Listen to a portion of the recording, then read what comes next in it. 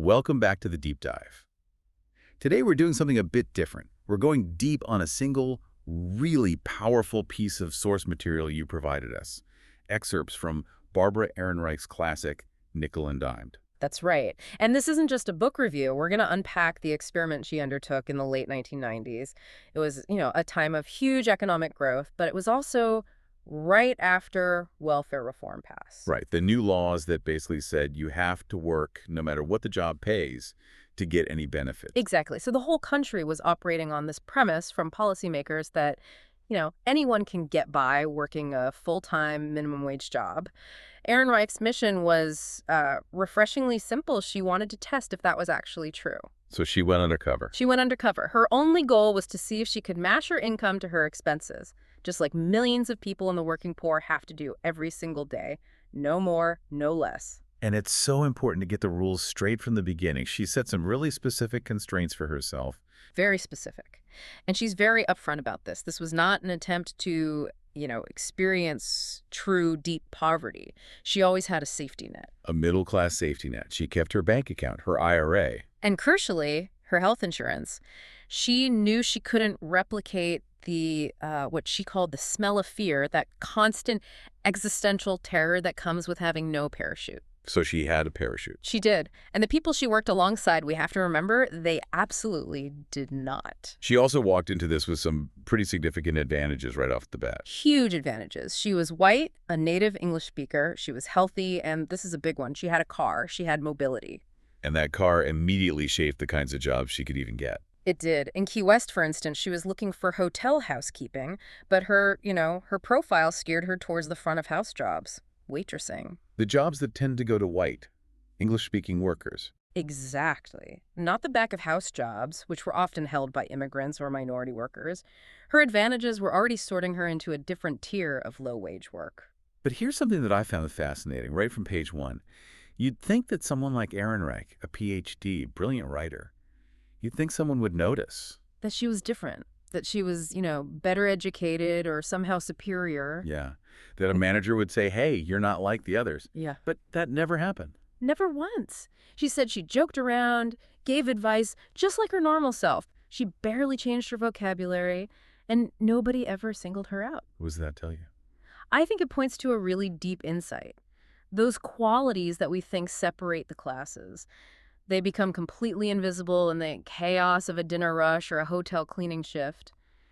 Competence is about the situation you're in, not your degree. Let's get into finding these jobs.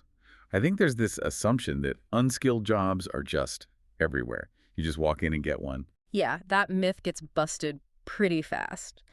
The job hunt itself is this enormous, frustrating, and frankly demoralizing hidden form of labor. In Key West, she applied to what, 20 places? 20 different places. Hotels, restaurants, supermarkets, all before she got a single interview.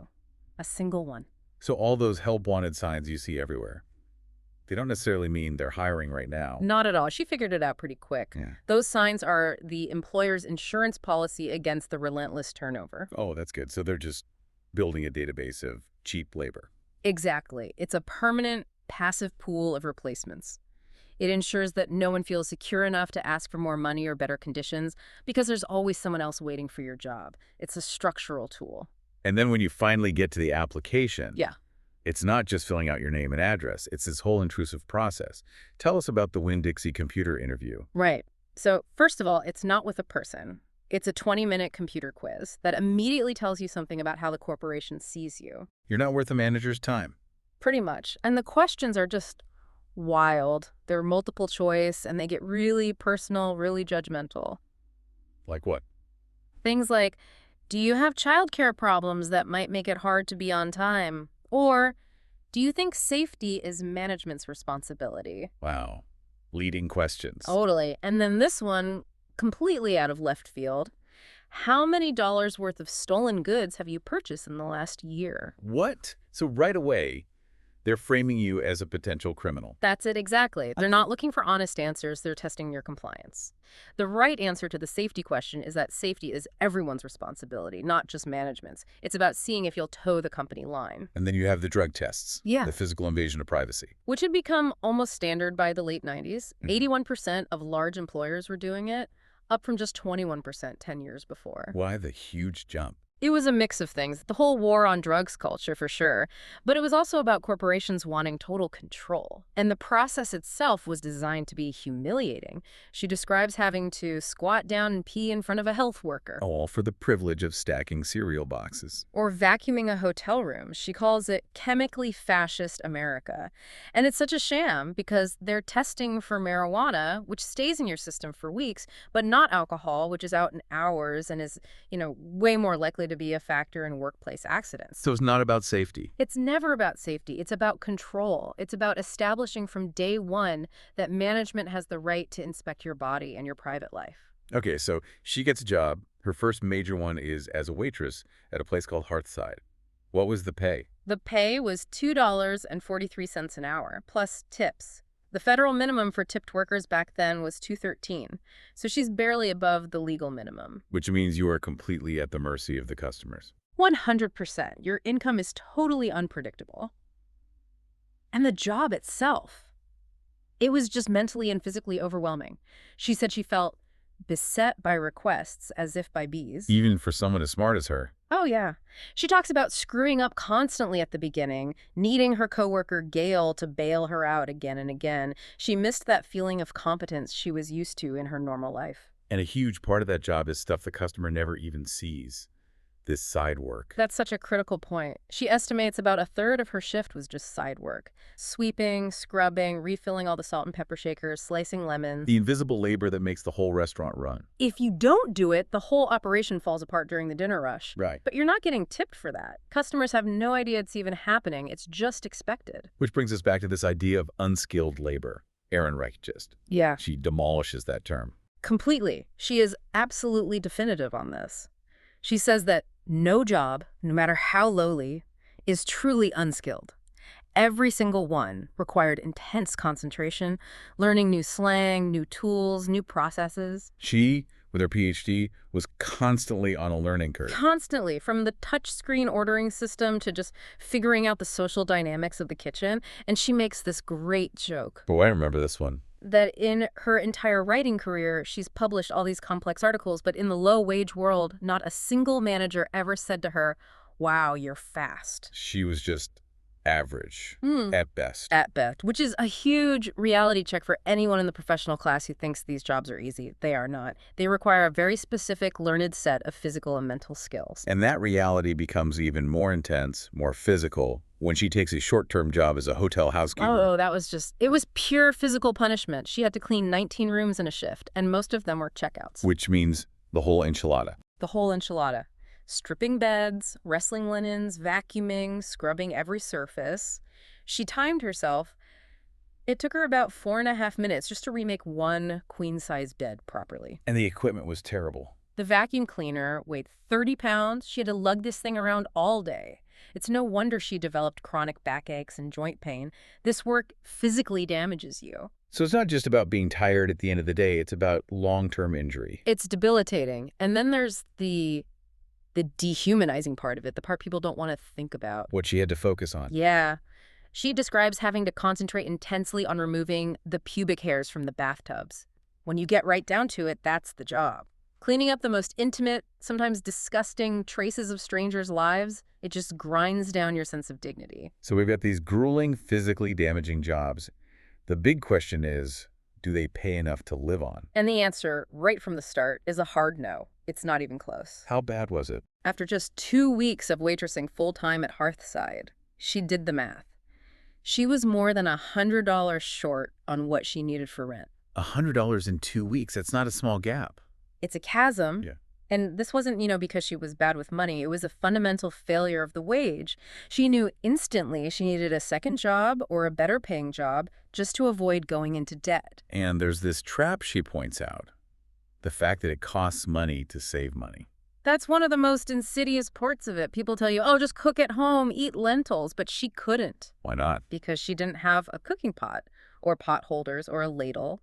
To buy that basic equipment at Kmart would have cost around $30. Money she didn't have. Exactly. Yeah. And when she got the second job at a place called Jerry's, she immediately had to spend another $30 on the required uniform pants, those tan Dockers. So every step forward costs you money you haven't earned yet.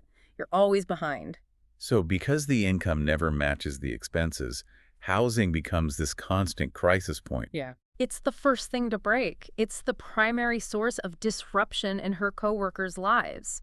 It's not because they're irresponsible, it's because the system is structurally broken. And in a place like Key West, with a hot real estate market, it's even worse. It's impossible. The only place she could find was a tiny efficiency apartment for $500 a month, but it was 30 miles away from her job. 30 miles. So now you're adding a huge commute. A 45-minute drive each way. And that costs $4 or $5 a day in gas, which just eats up the wages she's barely making. So the lack of affordable housing costs you time, it costs you money, and it costs you sleep. And the housing you can afford is often not great, to put it mildly. Let's talk about the Clearview Inn in Minneapolis. The Clearview Inn. She was paying an incredible $245 a week for this place. A week. And what did you get for that? A room that stank of mold, had visible mouse droppings, no fan or AC, and see-through curtains. But the worst part, the part that really got to her, was the security. The door had no bolt, no deadbolt. And that's when it hit her that, as she puts it, poor women really do have more to fear. She had to sleep on high alert. So you're not just paying rent, you're paying this extra tax of constant anxiety and physical vulnerability. And the crazy thing is, this housing crisis was actually fueled by the so-called economic prosperity of the 90s. That's the great paradox. The rich can always outbid the poor for space. In Minneapolis, while she was there, apartment rents jumped over 20% in just 3 months. The vacancy rate was near zero. So any affordable place gets snapped up. Or torn down. Developers would buy up trailer parks and cheap motels to build mansions. So as the economy improves, the poor get pushed further and further out, their commutes get longer, and their costs go up. And all of this is kind of hidden by the way we officially measure poverty in the U.S. Oh, the official poverty line is a joke. It's based on this completely outdated formula from the 1960s. It's the cost of food times 3, right? Exactly. Which made sense, maybe, back when food was about a quarter of a family's budget. But that's not the case anymore. Not even close. By the late 90s, food was only about 16% of the budget. What had exploded? Housing. Housing was 37%. So the formula is completely backward. It's backward. By multiplying the smallest part of the budget by 3, the government gets to pretend the poverty line is much lower than it is. It completely hides, as she says, the actual housing nightmare of the poor and lets politicians off the hook for keeping wages so low. It's an economic fiction. It really is. A fiction designed to manage perceptions, not solve problems. Okay, so if the money doesn't work, let's talk about the work environment itself. It seems almost engineered to crush your spirit.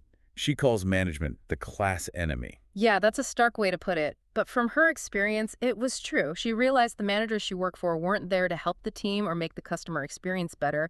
Their one and only job was to enforce the rules and make sure money was being made for the corporation, somewhere far away. And the worker is just a line item, a cost. A cost to be squeezed. Her coworker Gail put it perfectly. They don't cut you no slack. You give and they take. And this leads to these rules that just seem totally arbitrary and exhausting. Like the rule about not sitting down. Oh, the no sitting rule. It's universal in these jobs. Even if there are no customers, you are not allowed to sit. You have to perform these, as she calls them, strictly theatrical exercises to look busy. Like what? Wiping down an already clean counter. Exactly. Or consolidating catsup bottles. It's pointless, draining work that serves no purpose other than to reinforce the power dynamic. The worker must always appear to be laboring for the manager. And she describes an incident at Hearthside when she was caught reading a newspaper during a lull. That was pure, calculated humiliation. The manager made her vacuum the entire dining room floor, which wasn't even her job. With a broken vacuum cleaner? With a vacuum whose handle was only 2 feet long, so she was forced to do it on her hands and knees in front of the customers. It wasn't about cleaning the floor, it was a public shaming. A power trip. And even the mandatory staff meetings. They're not for team building. Not at all. They're instruments of intimidation. She describes a meeting at Hearthside that was just a list of accusations. The break room is disgusting. The gossip has to stop. And by the way, we can search your lockers at any time without warning. Total surveillance. And then a few days later, they were all lined up in a hallway, threatened with locker searches and accused of drug use. She said she hadn't been treated that way since she was in junior high. It's infantilizing. Let's talk about the psychological surveillance. Those personality tests. The personality tests are maybe the creepiest part. The AccuTrack survey at Walmart, for example, it's designed to weed out anyone who might ever question authority. How does it do that? Well, she quickly figured out the right answers. You have to totally agree with statements like, management is always right, or rules should always be followed, and you have to say you'd turn in a coworker for the smallest thing. So they're screening for loyalty to the company above all else. Above humanity, above common sense. She argues the real message of these tests is chilling. It's, you will have no secrets from us. We don't just want your muscles. We want your innermost self. They want your soul. They do. She actually failed to get a job at Menards because she only strongly agreed that rules should be followed, not totally agreed. She thought a human being needs a little room for discretion. And that was a red flag for them. That was the red flag. She wasn't a programmable robot. She was a potential problem, so she was out. And this idea of the worker as just an interchangeable part, it's perfectly captured in the story of George, the dishwasher. George. He was a Czech immigrant working his tail off for $5 an hour. And the manager, who she calls BJ the bitch, just starts calling him Joseph one day. Just arbitrarily. Completely arbitrarily. When Ehrenreich corrects her, the manager just waves it away and says, George, Joseph, there are so many of them. It's just breathtaking. Your name, your identity, who you are as a person, it is completely irrelevant. You are just a function, a dishwasher. And this idea of submission becomes physically real when she's working for the maid's cleaning service. Oh, absolutely. She's on her hands and knees scrubbing a floor in a wealthy person's house, and she has this epiphany. She realizes that cleaning on her knees, the primal posture of submission, is part of what the customer is paying for. It's a performance of subservience. It's a performance. It's not just about getting the floor clean. It's about reinforcing the social hierarchy in a very physical, visceral way. It's why her coworker warned her not to be too good at her job. The more they think you can do, she said, the more they'll use you and abuse you. So, given all this hostile environment, the exhaustion, the humiliation, it's amazing that any kind of human connection survives. It is, and that's one of the most powerful and, I think, unexpected findings in the book. The incredible level of solidarity and love, really, among the workers. She uses that specific word, agape, which is, a pretty profound spiritual term. It is. And she uses it deliberately. Because what she's seeing isn't just coworkers being nice to each other. It's acts of genuine self-sacrifice, of unconditional support in a system that's designed to make them compete. Give me some examples. Gail at Hearthside seems like a key figure. Gail was her rock. When Ehrenreich was messing up orders left and right, Gail would just say, "It's okay, baby, everyone does that sometime," just instantly diffusing the shame. And then she sees Gail spend her own tiny tip money to buy breakfast for an unemployed mechanic. Wow. Giving away money she desperately needs herself. Exactly. And you see it again and again.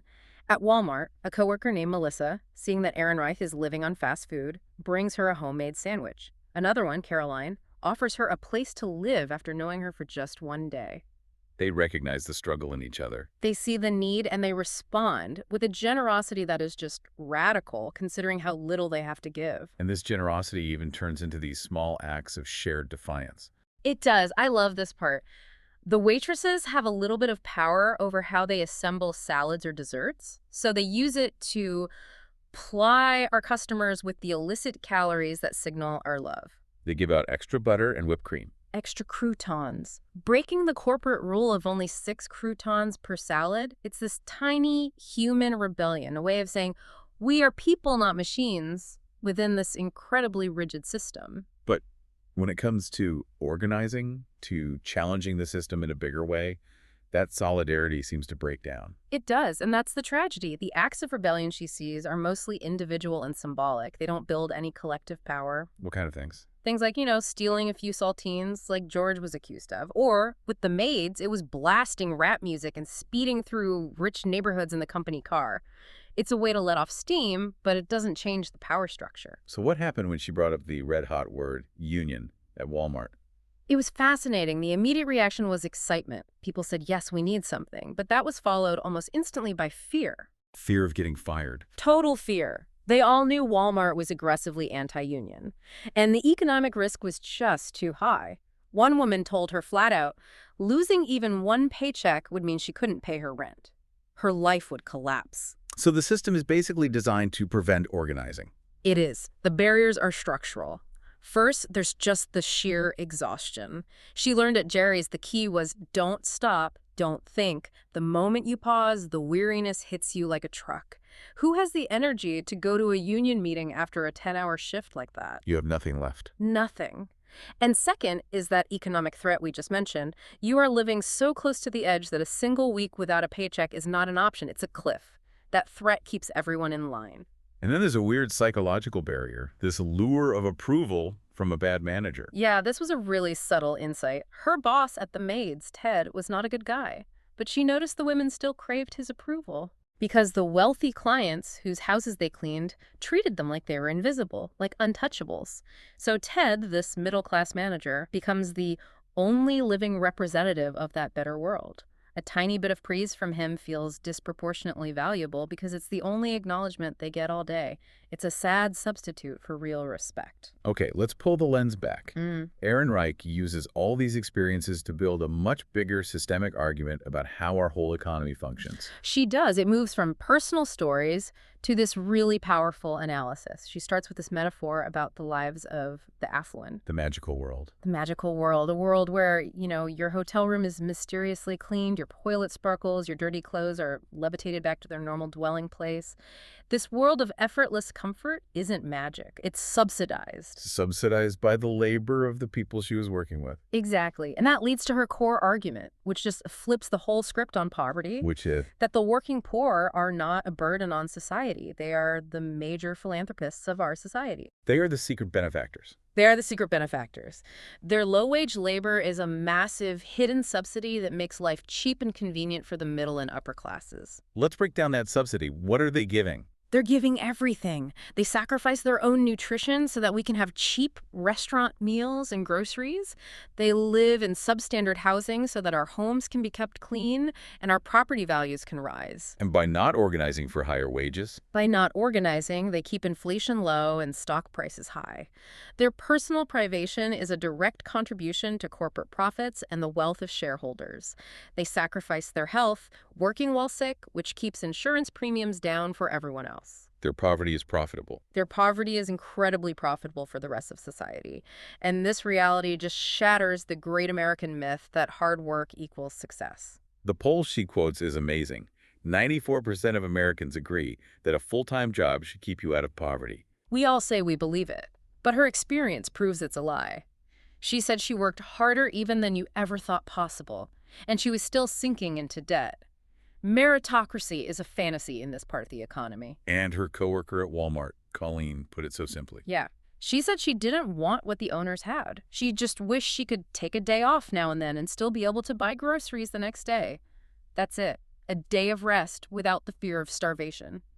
And the system can't even provide that. So, if the working poor are our benefactors, Ehrenreich says our emotional response shouldn't be guilt. No, guilt is too easy. She says the right emotion is shame. Shame at our own dependency on the underpaid labor of others. Because we are dependent on them. Completely. We need to stop seeing them as outcasts or failures and recognize that our comfortable lives are built on their backs. It's a moral reckoning. So to wrap this all up, we started with the question, can a person get by? What was her final objective answer? Her conclusion was clear. Even for her, a single person, healthy, with a car and a secret safety net, she could only barely support herself by the sweat of her brow. And for anyone without those advantages, it's impossible. So the poverty of millions of low-wage workers isn't a personal failing. It's a state of emergency. It's a crisis created and sustained by a system of low wages and high costs. And what about the personal cost to her? Did the experience change her? It did. She worried that the constant exhaustion and the need to be so compliant were actually changing her personality. That Barbara, the writer, was being replaced by Barb, someone who was meaner and slyer. Wow. She felt her mind dulling. You sell your time by the hour, but she says what you're actually selling is your life. You lose the mental space to think, to plan, to be creative. Survival just takes everything. And that feeling of powerlessness is reinforced by the corporate environment itself, right? Like at Walmart. Absolutely. She calls Walmart a closed system, a world unto itself. Everything is dictated from a corporate office thousands of miles away. It's designed to crush local initiative and make workers feel like isolated, powerless cogs in a giant machine. So where does that leave us? She ends with a pretty provocative prediction. She does. It's a note of warning, but also of hope. She says that eventually, the low-wage workforce will get tired of subsidizing everyone else. They will demand to be paid what they're worth. And that will be disruptive. It will be very disruptive. Prices might go up. The stock market might get angry. The comfortable will be inconvenienced. But, she concludes, the sky will not fall, and we will all be better off for it in the end.